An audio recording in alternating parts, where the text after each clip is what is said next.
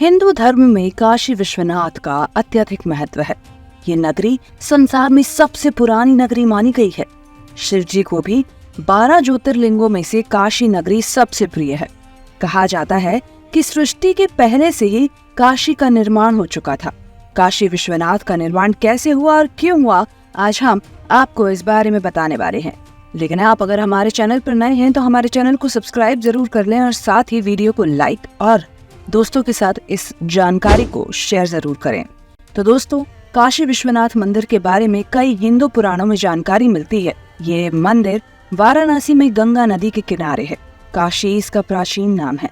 कई पौराणिक कथाएं भी हैं जिसके अनुसार जब शिव जी माता पार्वती को विवाह करके कैलाश पर लाते हैं, तब माता पार्वती शिव जी से कहती हैं कि जिस तरह सभी देवी देवताओं के निवास स्थान है, उनके घर हैं, उसी तरह हमारा घर क्यों नहीं, हमारा भी अपना घर होना चाहिए जो ब्रह्मा जी की सृष्टि से अलग हो, अलौकिक हो।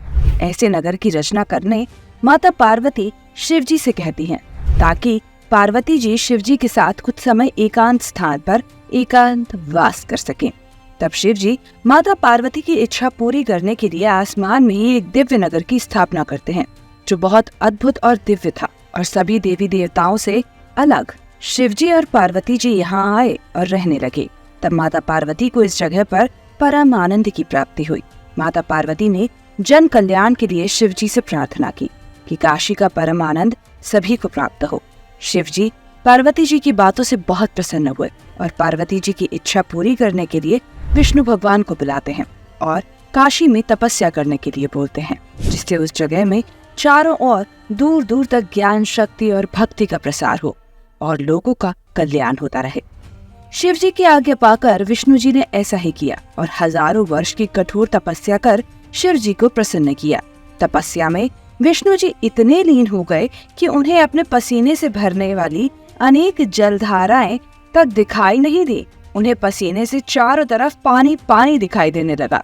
इसके बाद भगवान शिव इस नगर को अपने त्रिशूल में उठाकर धरती पर स्थापित कर देते हैं, जो काशी नाम से प्रसिद्ध होता है।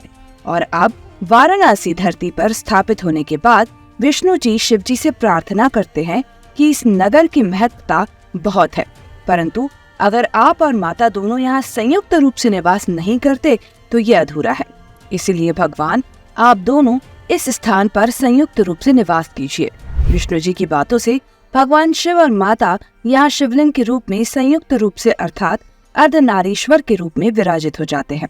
दोस्तों, ये दुनिया का एक लौता विश्वनाथ मंदिर है जहाँ शिव जी माता पार्वती के साथ विराजमान हैं। इस मंदिर की महत्ता इतनी है कि लोग दूर दूर से यहाँ दर्शन करने आते हैं। कहते हैं अगर कहीं मोक्ष है तो वो सिर्फ काशी में है। यहाँ आने पर इंसानों के पाप अपने आप खत्म हो जाते हैं।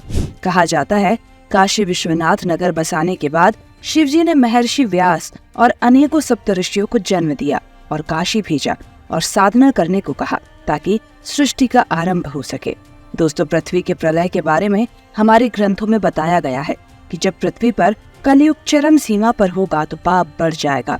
तो उस वक्त कल की भगवान पृथ्वी पर अवतरित होंगे, पर प्रलय आएगा तो सब कुछ नष्ट हो जाएगा। लेकिन काशी के विश्वनाथ मंदिर को कुछ नहीं होगा। काशी का मंदिर इस प्रलय से अछूता रहेगा, क्योंकि इस नगरी को भगवान ने अपने त्रिशूल पर उठाया हुआ है। जब प्रलय आएगा तब शिव जी इसे फिर से उठा लेंगे और प्रलय से दूर ले जाएंगे। जब कलयुग की समाप्ति हो जाएगी और नए युग का निर्माण होगा तो शिव जी इस नगरी को फिर से स्थापित करेंगे। ये कहानी तो पुराणों से दी गई है। कितनी सच्चाई है इन पौराणिक कहानियों में, ये तो आप ही हमें बता सकते हैं। अगर आप जानते हैं इन कहानियों के बारे में तो हमें कमेंट बॉक्स में जरूर बताएं। वीडियो पसंद आया हो तो लाइक करें और चैनल को सब्सक्राइब करना बिल्कुल ना भूलें और ऐसी ही इन्फॉर्मेशन अपने दोस्तों के साथ जरूर शेयर करें। धन्यवाद।